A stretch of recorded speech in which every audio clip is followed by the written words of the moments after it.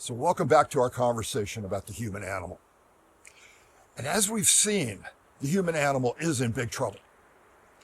And by that, we usually mean threats to our life support systems, threats to the atmosphere, threats to the biosphere, threats to biodiversity, oceans and forests and plants and animals and soil and water.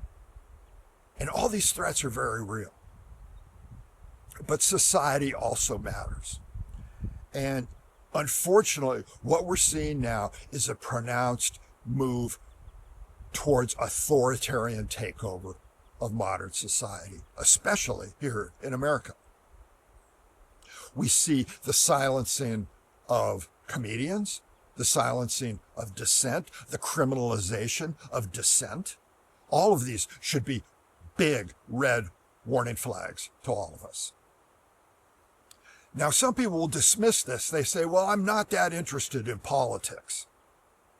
And why that may be true. You may not be interested in politics, but politics is very interested in you. In other words, these things matter, not just for the functioning of society, but for the functioning of your body.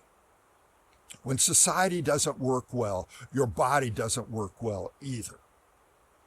When our freedom is compromised, when our vigility is compromised, the human animal tends to fall into a quagmire of depression, anxiety, stress, and learned helplessness. In other words, fascism is really bad for your health. Now, there's two ways to think about what's going on right now. The first way comes to us from George Orwell in his book 1984. And in that world, oppression and authoritarian power was direct and explicit and oftentimes violent. And that's something that we can very well see today.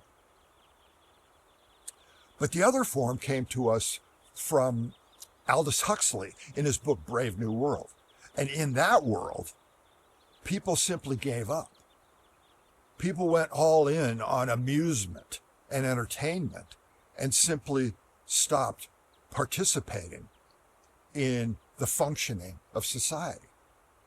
And in that world, control is very easy. There's no need to ban books because people have stopped reading books. People have stopped asking questions. People have stopped fighting back against oppression. Here's how Huxley put it. People will come to love their oppression, to adore the technologies that undo their capacity to think. Huxley wrote that in 1931. So what's to be done about this? How are we to live in these conditions? I have a couple of ideas. The first one is simply to tell the truth. Tell the truth about the gravity and extremity of our predicament.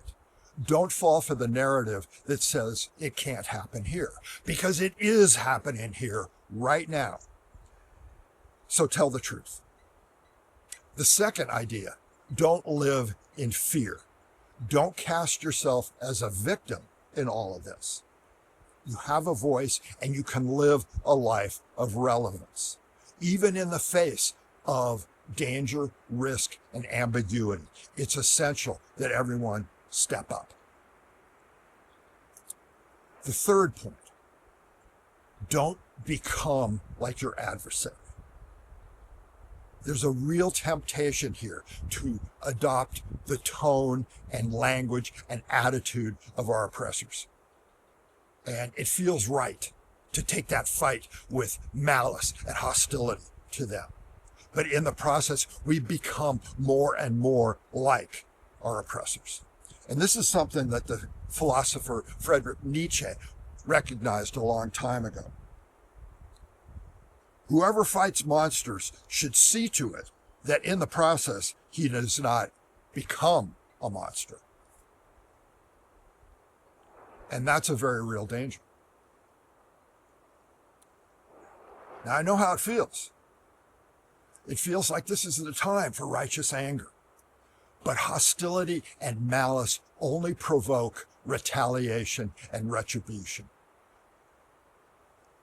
that kind of language inflames the system and makes everything more difficult for everyone. So yes, call out the perpetrators of oppression and do it with skill, do it with fluency, with clarity and precision. And remember, this is precisely the time to focus on the quality of our discourse, the quality of our language, and the quality of our arguments. And the tougher our situation becomes, the more we need to double down on those qualities. So ultimately, I think that what we need to do here is to show up with resolve, with good humor, with intelligence, humanity, and clarity. And above all, to show up with dignity. Because in the end, dignity is a kind of victory in and of itself. See you next time.